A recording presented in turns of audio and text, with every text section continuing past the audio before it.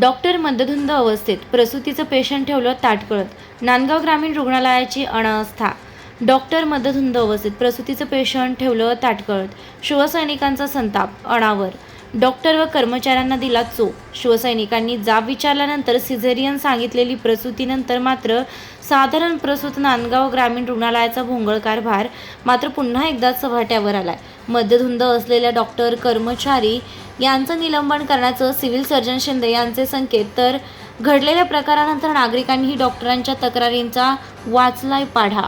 आम्ही किती वाजता आले 11 तुम्ही? वाजता आलतो इकडं. सकाळी 11 वाजता आले. हा बर, आता किती वाजले? आता 11 वाजले रात्री.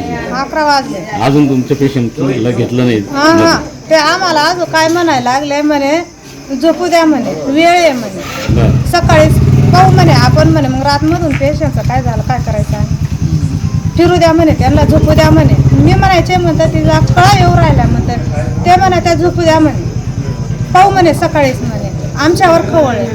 आणि मग रातमधून काय जर झालं तर काय करायचं आम्ही आदिवासीनं.